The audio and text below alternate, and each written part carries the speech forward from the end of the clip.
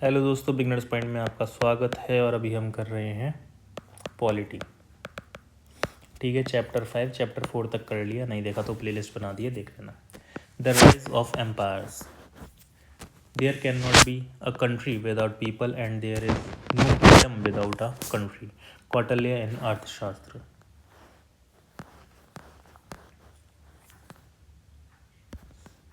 An artist representation of Pataliputra located around modern day Patna. Patna में जो है पाटलिपुत्र ऐसा था। Bhavisha and Dhruv were thrilled.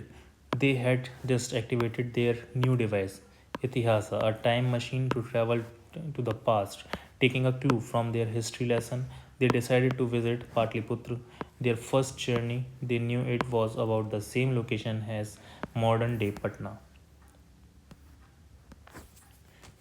Landing on the outskirts of the great city, a little dizzy, they saw a girl talking to a person on horseback dressed in strange clothes. As he left, she turned to them and they asked her for her name. My name is Era, daughter of Kanadas, the ironsmith. Welcome to Patliputra.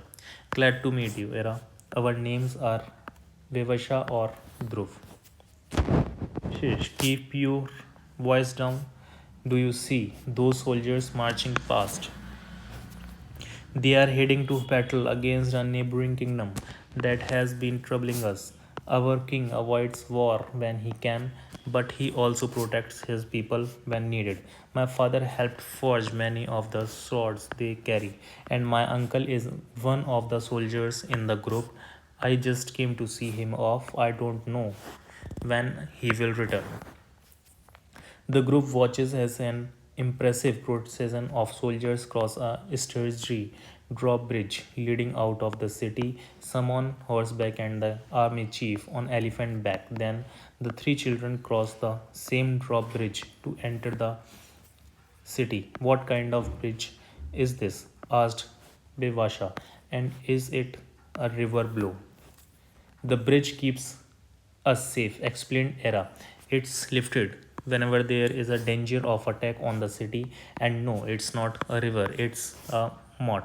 Once the drawbridge is lifted, it makes it more difficult to approach the fortifications. Can you see those hills and forest in the distance? They provide us with timber, herbs, many other valuable resources. Elephants for the army are also captured from the forest and trained for the army. What is the opening in that hill? Asked Dhruv. It's a cave. Our king is getting it carved out for a community of monks. I hope we can visit it when it's finished. As they move through Patliputra, they take in its splendor. Towering wooden ramparts with watchtowers, majestic places and buildings, lively streets. Era gestured towards a bustling market filled with traders from distant lands. Now, a tributary. A tributary, in our case, is a ruler or a state that has submitted to an emperor and pays tribute. That is money, gold, or other precious metal, grain, livestock, elephants, or other valuable goods produced in their kingdom and is given to the emperor as a sign of submission, loyalty, or respect. A synonym for tributary is vassal, and another way to express this is to say that the tributary or vassal kingdoms expected emperors over lordship. You must visit our main market before you leave. Our king welcomes travelers from all over, so you will get silk from China, spices, gems from the south, fine clothes from different regions. There nothing you won't find in Patliputra. What are those people over there doing? Asked Dhruv. Oh, these are street acrobats. They build human pyramids, sign entrance, or act in short plays to entertain people. Sometimes they perform in front of the king. Your king sounds very powerful, remarked Baishwa. Does he rule the region around Patliputra? Much more than that, answered Ira. He rules over a vast land far, far beyond this city. His authority extends over many villages, towns, and kingdoms. My uncle told me that it takes close to 2 months or on horseback to reach the borders of the territory. That sounds bigger than just a kingdom. What do you call it? It is called an empire. Era stated with avian pride. What is an empire? The word empire comes from the Latin imperium, which means supreme power. Simply put, an empire is a collection of smaller kingdoms or territories over which a powerful ruler or group of rulers exert power, often after waging war against the smaller kingdoms. The smaller territories still had their own rulers, but they were all tributaries to the empire who ruled the whole territory from a capital, usually a major center of economic and administrative power. In ancient Sanskrit text, words commonly used for empire made this clear. They included Samraj, meaning the lord of all or supreme ruler, Adhiraj or overloaded, and Rajadiraj or king of kings. Indian history is full of empires. They rose, expanded, lasted for a while, declined, and disappeared. In fact, the last empire that ruled the subcontinent existed less than a century ago. But now is not the time to tell that story. We start at the other end of time, so we may understand how empires functioned in the distant past and how they deeply impacted India's evolution at all levels: political, economic, social, and cultural. Features of an empire. Number one, maintains an army to keep the tributary states under control, expand the empire, or protect it from outside aggression. Design and maintains an administrations with officials to manage the territories, collect taxes, maintain law and order, etc. Makes law, issues currencies, weights and measures, regulates trade, controls and regulates access to resource, mines, forest and agricultural produce, manpower, encourages art, literature, religions, school of thought, center of learning, maintains communication networks, roads, rivers and sea navigation and other infrastructure for administration, trade and people's welfare. Emperor exerts central authority over the empire's tributary territories and kings. Empires extended over vast areas and had diverse people with differing languages, customs, and cultures. How do you think the empires made sure that they live in harmony? Discuss in groups, share your thoughts with the class. Looking at the many challenges involved in managing an empire, why should a king be so keen to expand his kingdom into an empire, become an emperor? Here are few possible answers. See if you can think of a few more. An ambition to rule the entire world, a metaphor for controlling large territories and ensuring that they would be remembered for posterity. Posterity, that means the generations to come. A wish to bring large areas under control and gain access to their resources to build economic and military strength. A desire for great wealth for himself and for the empire. In return for tribute and loyalty, emperors generally allowed regions or chiefs to continue to govern their areas. Trained armies were deployed to conquer neighboring kingdoms, maintain control over them, and defend the empire's borders. Fortified settlements would be built in strategic places, such as the empire's borders. To expand into an empire, a kingdom might first wage war against neighboring territories so as to conquer them. Rulers endeavored to control rivers and trade networks as that would give them control over precious resources apart from tax revenue from the trade. With many smaller kingdoms warning for control, the one with access to stronger military power and surplus resources would eventually become the overlord. Trade routes and guilds. Conducting military campaigns, especially in distant lands, is not as simple as it might seem. Maintaining an army is a costly affair. Soldiers need to be fed, clothed, equipped with weapons and food. Elephants and horses need to be cared for, roads or ships have to build, and so on. All this requires considerable economic power, control over the workforce, and access to resources.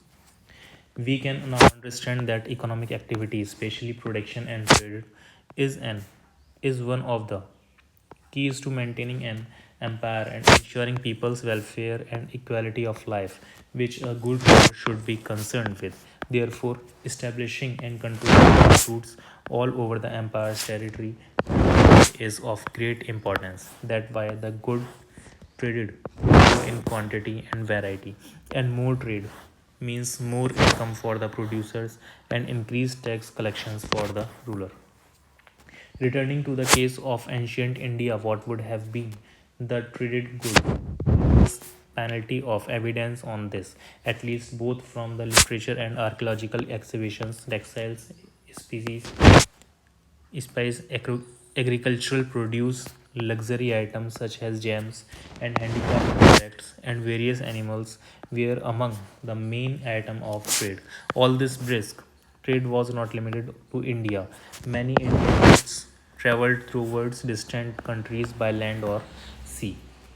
More often than not, traders were not just isolated individuals carrying out their own businesses. They soon understood the benefits of joining forces and creating guilds.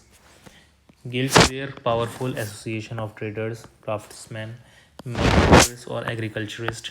As far as evidence shows a guild had a head who was usually elected an executive officers who were supposed to have all kinds of ethical qualities.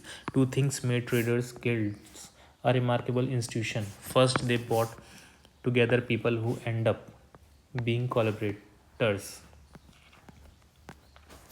rather than competitors, as they realized that sharing resources and information on workers, supply and demand, workforce, etc., was to everyone's benefit. Second, as an ancient text put it, cultivators, traders, herdsmen, moneylenders, and artisans have authority to lay down rules for their respective classes. In other words, guilds had the autonomy to create their own internal rules, and the king was not to interfere with them. And why should he if trade flourished?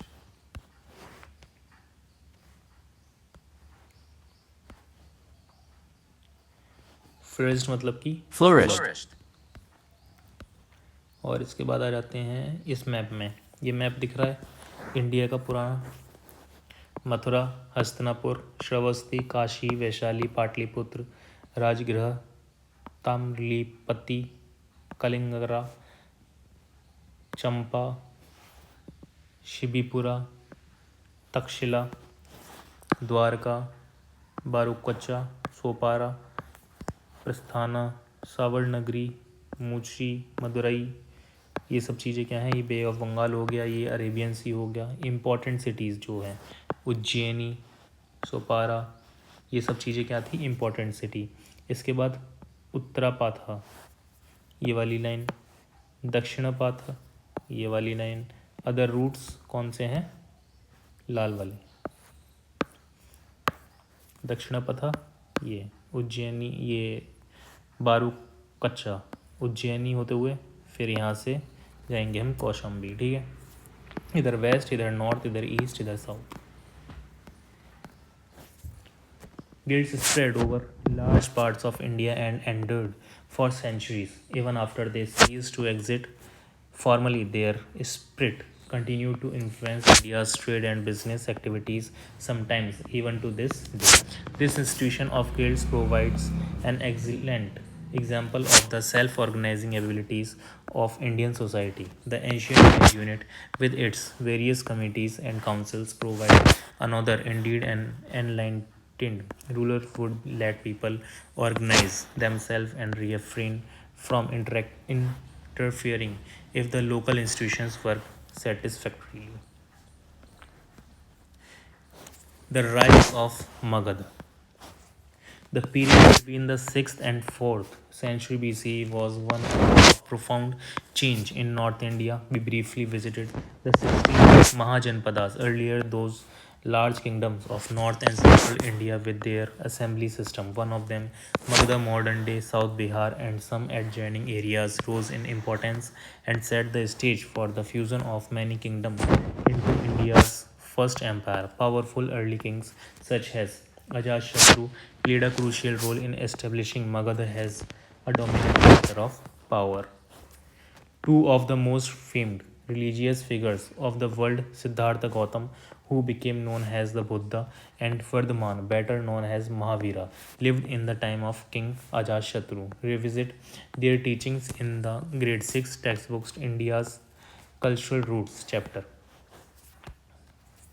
Magadha was located in the resource-rich Ganga plains with fertile land, abundant forest for timber and elephants. Also, remember how the use of iron transformed other technologies such as agriculture, warfare, iron ore and other minerals from the nearby hilly regions proved crucial for the expansion of the kingdom. The use of iron plunge यानी कि हल plows Hal. plows to till the land increased agricultural produce and lighter and sharper iron weapon strengthened the capabilities of the army. An elaborate panel from the Sanchi Stup depicting soldiers riding elephants, horse, or on foot, waging battle and laying siege to Kushinara, today Kushinagar, a city of North India, to recover relics of the Buddha scene carried away on an elephant in the left part of the panel. The production of surplus food allowed more people to focus on the arts and crafts which were in demand inside and outside the empire's borders. The Ganga and Yamuna rivers provided a geographical advantages for trade as they could be used for transportation. The flourishing trade boosted the empire's income and contributed to Magadha's rise. A punch mark silver coin of Mahapadmananda. Around the 5th BCE, Mahapadmananda rose to prominence in Magadha and founded the Nanda dynasty.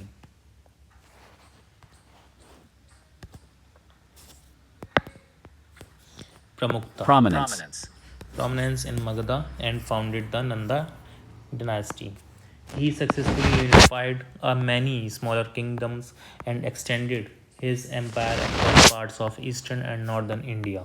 As the economy thrived, he began issuing coins demonstrating his economic power. We also learned from Greek accounts that the Nanda dynasty maintained a large army.